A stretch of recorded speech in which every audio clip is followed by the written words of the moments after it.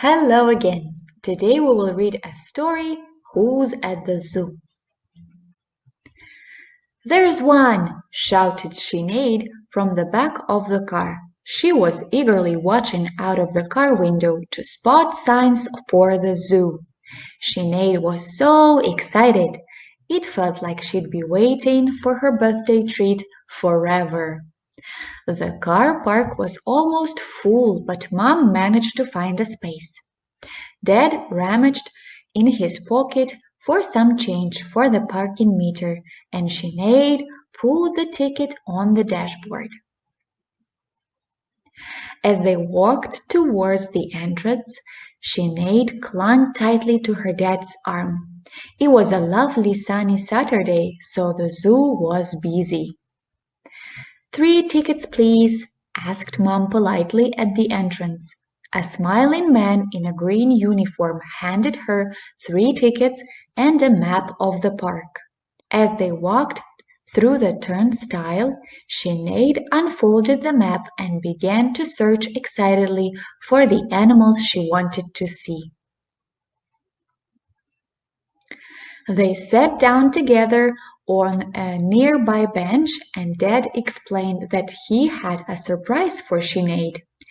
I thought we'd do something different today, so I've written some riddles to get us round the zoo, he beamed. Cool! What's the first riddle? Squealed Sinead, clapping her hands together. Okay, listen carefully. I have ears that are huge, but don't have a mane. I have a trunk, but not to take on a plane, Dad said cryptically. Sinead studied her map carefully while she thought about Dad's riddle. She scanned the different enclosures for animals that fitted with his description. The minute as she heard mane, she had thought of lions, but she knew that wasn't right. I've got it, grinned Sinead, leaping off the bench and leading the way using the map to guide them. Oh, it's an elephant, she grinned, pointing to the huge enclosure. The elephants had lots of space to roam around and a huge, deep pool to drink from or even swim in.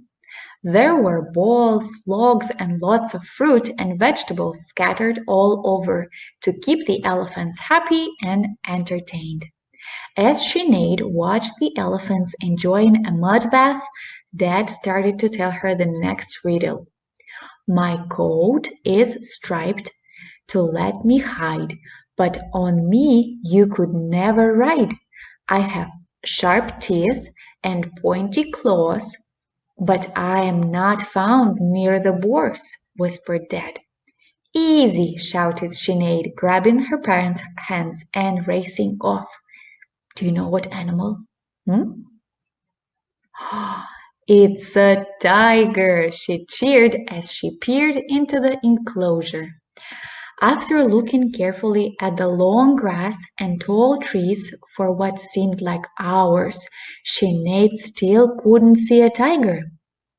The stripes on a tiger camouflage them. That means they're really difficult to see, explained Mom. From the corner of her eye Sinead saw a flash of dark orange weaving through the long grass. Look there, she squealed. I saw one. Great spotting, said Mom. Time for another clue, I think. Dad smiled. The next one is in the reptile house. Right then, see if you can find the right animal in here. I am old as the dinosaurs. I have rough skin, love water, but have no coat or paws, Dad said mysteriously. As old as the dinosaurs, Sinead repeated. I only know one animal like that. It's a crocodile. The reptile house was terribly hot, but Dad explained that reptiles have cold blood, so they need to be kept warm to stay healthy. The crocodiles were a bit scary with their rough, cracked skin and their still, staring eyes. "They're like statues," thought Sinead as she pressed her nose up against the glass. "Time for a really tricky riddle," said Dad. "I am cheeky, furry, small and loud. I like to hang out in a crowd. I chew on fruit and veg for dinner, and at climbing I am a winner." "It has to be a monkey," Sinead said triumphantly. They heard the monkeys before they saw them. Their loud screeches were carried on the air through the park.